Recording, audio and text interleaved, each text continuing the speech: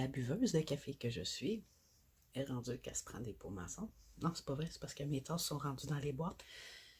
Oui, je suis en plein déménagement. C'est le bordel partout. Je ne savais pas où exactement enregistrer ma capsule, alors j'ai décidé de me nettoyer un petit coin juste pour cette capsule-ci parce que c'est le bordel. Vraiment, là, c'est tellement petit ici. Puis là, je commence à avoir des boîtes partout. Je sais pas où les mettre, mes boîtes. Trêve de petits problèmes perso. Tine café. Avant de commencer, vous allez remarquer que je parle beaucoup de la maison d'édition, les éditions dédicaces. Non, je ne suis pas payée par cette maison-là. Par contre, l'éditeur m'envoie gentiment, amicalement, des livres à lire pour faire les critiques que je fais avec plaisir. Si jamais il y a quelqu'un qui est intéressé à ce que je fasse des critiques, que ce soit sur des livres, sur de la musique, n'importe quoi, ça va me faire plaisir de parler de vous autres. J'adore parler des gens. Finalement, ça m'amène à vous parler de rien. De rien. Et oui, un livre. C'est tout mignon, c'est du vrai bonbon à lire. Encore là, c'est pas mon style de lecture vraiment, mais par contre, j'ai eu un plaisir fou à le lire. Il n'y a rien de compliqué dans ce livre-là. J'aime son humour, ses touches subtiles d'humour dans ses textes, ainsi que ses jeux de mots. C'est très... Ah, puis dans ce livre, rien. L'image, les images qu'il utilise, non pas les images, les photos, mais les images verbales qu'il utilise dans ce livre, en gros, c'est des moments philosophiques et historiques se basant sur une plage. Plage qui tantôt semble invitante et tantôt semble comme blessée. Sans se prendre pour un supérieur, pour un rien, le personnage principal et narratif est si attachant. C'est comme un jeune enfant qu'on a juste envie de prendre dans nos bras puis de cajoler. Comme ça, pour rien, par amour, par compassion. Le livre, il commence d'une manière très légère. C'est ça qui m'a accroché. Malgré ce que j'en ai compris, certaines turbulences, que ce soit politiques et sociales, de ce coin de pays.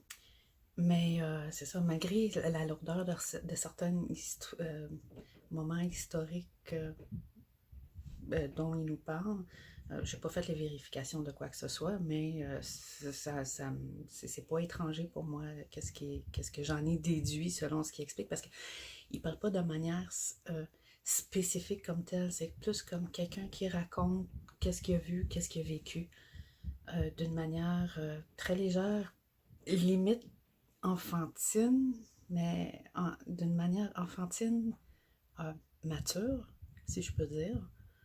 Mais tout le long du livre, peu importe qu'est-ce qu'il raconte, il y a toujours ce brin de légèreté, et c'est ce qui a fait que j'ai lu le livre au complet avec plaisir. Okay, avec un gros rien de sérieux. Par contre, image sur image, malgré les moments que j'ai interprétés de révoltants. Oui, j'ai été même révoltée par moments en lisant, parce que je me mettais à la place du personnage ou de la personne qui racontait plutôt.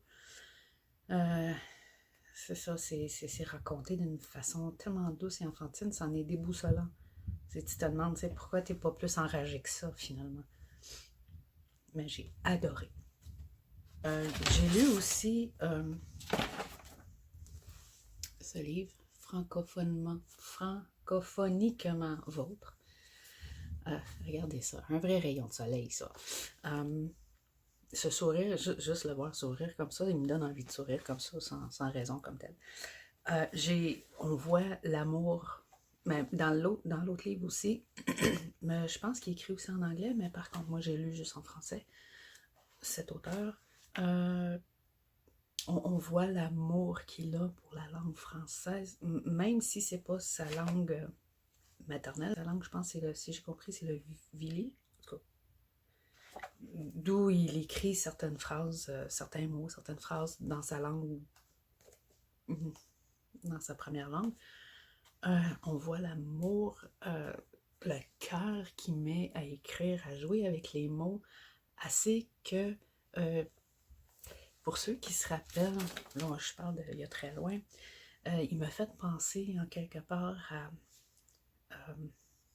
c'est peut-être tiré un petit peu par les cheveux, mais l'amour qu'il a pour la langue française m'a fait penser à Jim Corcoran, dans ses chansons qu'il faisait dans je pense les années 80, fin 80. Vous savez, ce plaisir et cette saveur de jouer avec la langue, de toucher, de goûter chaque mot, chaque phrase, mais avec un respect, une passion, puis l'amour. Dans ce livre, il y a plusieurs poèmes. Ben, c'est pas mal, c'est des proses, c'est poétique, c'est des émotions, beaucoup d'émotions, mais toujours amenées d'une manière que ce soit triste, ben, que j'ai interprété triste ou quoi que ce soit. C'est toujours raconté d'une manière que c'est léger, c'est rien de lourd, c'est rien, il n'y a rien de méchant, c'est plein d'amour. En tout cas, ça c'est vraiment un livre d'amour francophone, francophoniquement. Vraiment, chapeau. J'adore cet auteur. Euh, Qu'est-ce que je peux dire de Jean-Pierre Macosso? Bon, mis à part ce que j'ai trouvé sur l'Internet, là, si on fait des recherches, bien sûr, faites des recherches, ça vaut la peine. Il est très intéressant, il est très actif, surtout qu'il a fait un salon du livre, je crois. Il vient du Congo, maintenant il habite au Canada, mais il habite, si je ne me trompe pas, en Colombie-Britannique. C'est ça, il donne vraiment l'impression d'être un gros rayon de soleil sur deux pattes et non pas sur quatre. Ça, c'est pour faire un clin d'œil à son livre. Rien. Pour comprendre ce que je dis, il faut le lire.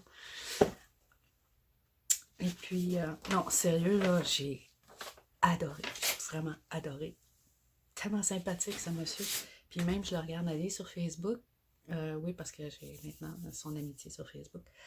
Je vous mettrai les liens sous la vidéo sur YouTube. Je le regarde aller, ce monsieur-là. Il déborde. Il est tout le temps débordant. Gros sourire tout le temps. L'air énergique. Puis, on voit la passion. C'est pas juste pour le français, j'imagine, parce que je sais que j'ai remarqué qu'il écrivait aussi en anglais. Mais on voit sa passion d'écriture. Puis quand il écrit en français, c'est un bon français. C'est vraiment là. Alors, je vous le recommande. Je vous recommande ces deux livres-là. C'est vraiment là. Chapeau. Puis, merci de nous avoir partagé ces petits moments.